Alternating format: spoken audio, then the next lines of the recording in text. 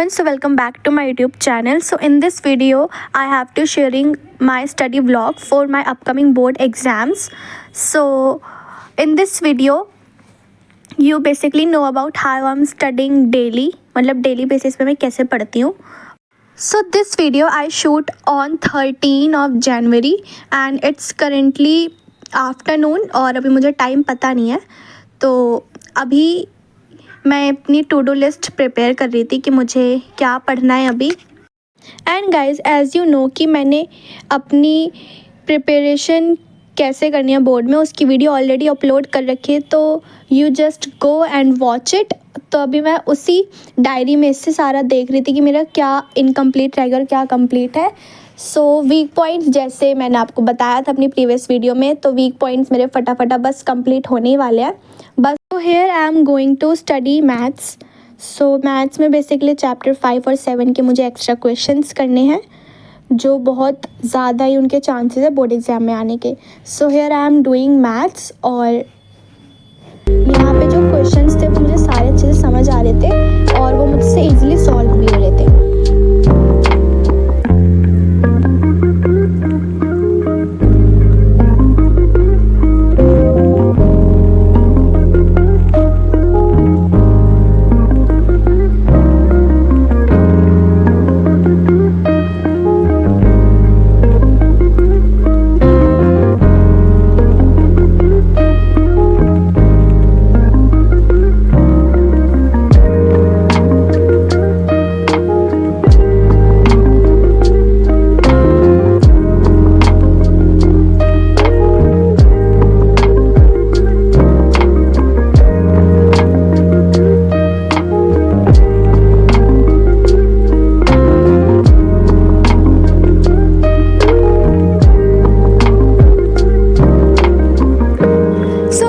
इधर मेरे एपी के ये जो 10 क्वेश्चन थे ये पूरे कंप्लीट मैंने कर लिए थे और अब मुझे करने थे 7 चैप्टर के ये क्वेश्चंस. सो ये 8 थे. तो यहाँ पे एपी के जब मेरे डन हो गए तो उसके बाद मैंने डायरेक्ट स्टार्ट कर दी चैप्टर नंबर 7 के क्वेश्चंस करना, जो वो भी बहुत ईजी थे, वो भी सॉल्व हो रहे थे.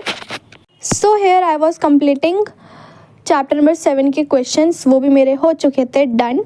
और यहाँ पे मेरा 5 और 7 चैप्टर डन हो चुका था. ठीक है, तो इसके बाद अब मैंने डिसाइड करा कि अभी मुझे मैथ्स ही कंटिन्यू करना है. तो इसके बाद just I am directly go to some questions from RD. और आरडी से भी जो मैंने अभी क्वेश्चंस करे थे उसके रिलेटेड ही क्वेश्चंस अब मैं दोबारा करने जा रही थी, जिससे थोड़ा सा कॉन्फिडेंस और बढ़ता है.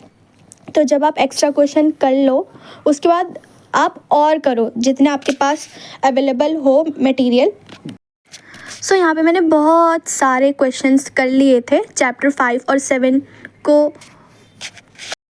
और अगर आप स्टैंडर्ड मैथ्स आपने लिया तो आपको एक्स्ट्रा क्वेश्चन करना बहुत बहुत इम्पॉर्टेंट है. और ये टाइम तो बहुत ज़्यादा यूटिलाइज़ कर लो क्योंकि इसमें आप अपने एक्स्ट्रा क्वेश्चंस करो और अपने कॉन्सेप्ट्स क्लियर करो. सो इसके बाद अब शाम हो गई थी तो इट्स करेंटली 4:50. सो यहाँ पे हमारी चाय आ गई थी. भाई ठंड इतनी है ना तो चाय तो भाई कंपलसरी है. सो चाय पीने के जस्ट डायरेक्ट बाद मैंने एक बहुत ज़्यादा ही बड़ा ब्रेक ले लिया. मैं डायरेक्ट 7 या फिर 8 बजे पढ़ने बैठी और अब की बारी चाय नहीं है, ये कॉफ़ी है. तो मैं कॉफ़ी के साथ पढ़ने बैठी. तो इट्स करेंटली 6 PM हो रहे थे, शाम के 6 बज रहे थे. सो यहाँ पर अब मैं अपना थर्ड स्लॉट नहीं शायद सेकंड, हाँ फर्स्ट तो मैथ था, सेकंड स्लॉट मैं अपना कंप्लीट करने जा रही थी इंग्लिश के साथ. तो भाई मैंने बताया कि भाई इंग्लिश हिंदी इन सबको आप हल्के में मत लो कि एक दिन पहले हो जाएगा, क्योंकि ये हमारे बहुत ज़्यादा स्कोरिंग सब्जेक्ट होते हैं. तो मैं इन्हें भी साथ लेके चल रही. तो अब मैं इंग्लिश में मैंने आज पढ़ा था रिपोर्टेड स्पीच, जिसमें मैं बहुत वीक हूँ. आई नो बहुत ज़्यादा ईजी टॉपिक है बट मुझे ये समझ नहीं आता जल्दी. तो मैंने इसका एक लेक्चर लगाया डियर सर का और भाई मेरे ऐसे कॉन्सेप्ट्स क्लियर हो गए ना, मतलब मुझे लगता था कि मुझे इसमें कुछ नहीं आता, बट सर का ये लेक्चर देखने के बाद क्या ही बताऊँ, मेरी इंग्लिश इतनी सही हो गई ना. मतलब रिपोर्टेड स्पीच में, वैसे इंग्लिश मेरी अच्छी नहीं है मैं बता देती हूँ. सो यहाँ पे मैंने इनके सारे नोट्स जो बता रहे थे वो मैं उन्हें अपने लैंग्वेज में लिख रही थी कि मुझे क्या समझ आ रहा है। उसके बाद मैंने इतने सारे एक्स्ट्रा क्वेश्चंस करे, इतने सारे, तो उसके बाद आपका कॉन्सेप्ट भाई क्लियर हो ही जाएगा, फिर उसे कोई होने से रोक नहीं सकता। तो इसके बाद मैंने करे थे ऑल इन वन की इंग्लिश की जो रेफरेंस बुक है उसमें से रिपोर्टेड स्पीच के मैंने मैक्सिमम बहुत सारे क्वेश्चंस कर लिए थे, तो उससे कॉन्सेप्ट मेरा एकदम क्लियर हो गया था।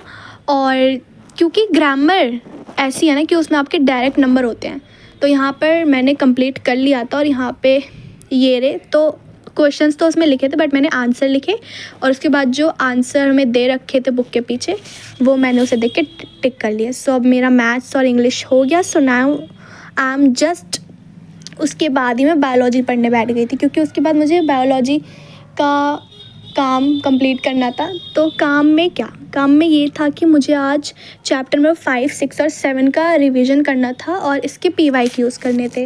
तो PYQs in the sense guys कि जो मैंने रेफरेंस बुक ली है ये ओसवाल की, as I in every video I told you about my this reference book, this is from Oswal. So इसमें से मैं पढ़ती हूँ, बहुत अच्छे से समझ आते हैं। बहुत सारे क्वेश्चन जिसमें दे रखे हैं, माइंड मैप है, और इसमें पीछे ना मतलब हर तरह के क्वेश्चन, कॉम्पिटेंसी बेस्ड या फिर केस स्टडी बेस्ड, हर क्वेश्चन दे रखे थे। तो मुझे आज इसमें कॉम्पिटेंसी बेस्ड क्वेश्चंस करने थे और रिवीजन करना था।